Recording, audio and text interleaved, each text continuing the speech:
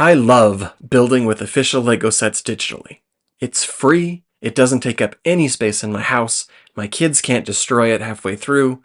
It's great. I like to do this in a lot of different scenarios. Maybe there's an older retired set that I didn't get a chance to build. Maybe there's a new set that's just out of my price range. Maybe I just want to see how something is made, but I'm not interested in buying it. Um, I learn a lot of new building techniques just from building sets constantly. Or maybe I want to try and build an alternate model with the pieces from a set that I already have, but I don't want to dig it out of the basement to pull it out. Building sets digitally is great. Let's find out how, and let's find out how to make it easier because most people I see doing it aren't doing it the easy way.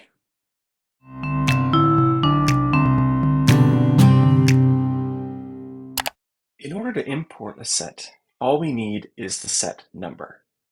We can find this a lot of places. It's on the outside of every box, it's printed on the front of all of the instruction books, and even a Google search as vague as new Lego castle can help us find the set number we're looking for.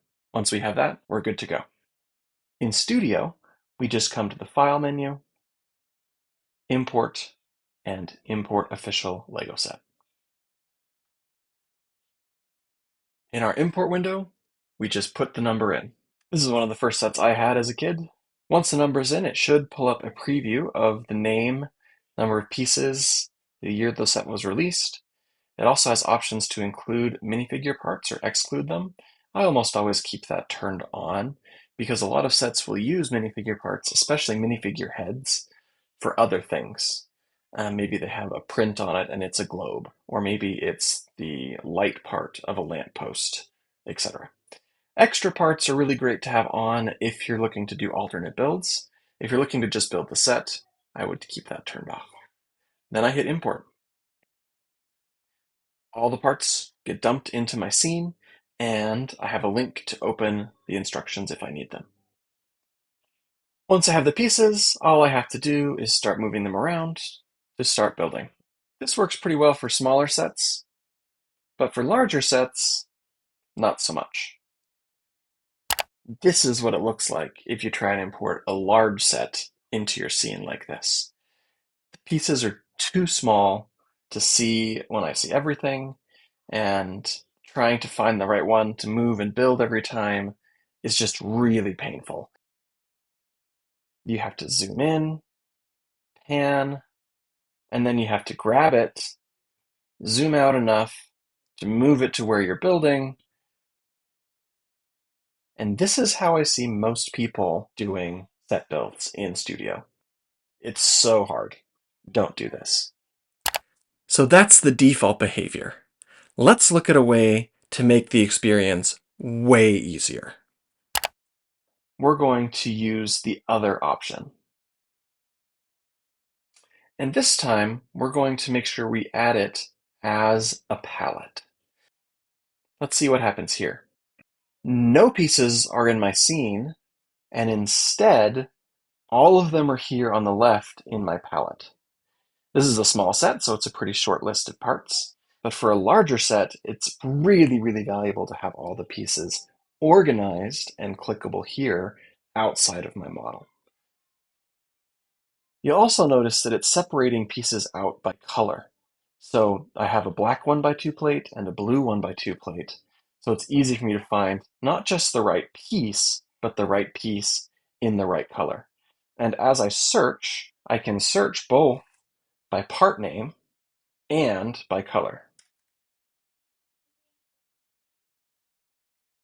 Really easy to find pieces. It's really easy to build. From here, I would just start going. As I do, note that the counter next to each piece gets smaller and smaller each time I add one to my scene. And once I've used all of the pieces in the counter, the entire piece vanishes from the palette. Now there's one more thing you might run into as you do this. Let's import one last set. This is the 2024 UCS TIE Interceptor. And as I try to import this set, what we'll see is that a lot of parts from this set are not being imported. Most of these are going to fall into two categories. Either they are specialized prints for the set. That's what we're seeing here on top with this 8x8 dish with the TIE Fighter pattern on it. It's also what we're seeing at the bottom with this 8x16 info tile that they've printed on this set instead of having a sticker. The other kind of thing we'll often see missing are specialized minifigures with special prints or with special molds. So for example, this Star Wars Stormtrooper helmet, it's a very specialized mold, doesn't appear frequently, and it hasn't been added to our catalog. Those types of pieces often won't import, and it'll tell you these pieces failed to import. For prints, you can almost always just find the original piece without the printing from the main library to put it in. There's also the option to import custom pieces that we'll talk about in another video. The last kind of piece that might not import are new parts. Every once in a while, LEGO produces new molds with new parts, and it takes some time before those parts show up in the catalog. So that's how you can import parts from an official set right into your studio palette. It's great. Whether you're doing alternate builds or building sets that just aren't in the budget, or that you're on the fence on, do I buy this or not? I don't know. Am I going to like making it? It's a great option. Enjoy. Let me know what set you want to build down below in the comments.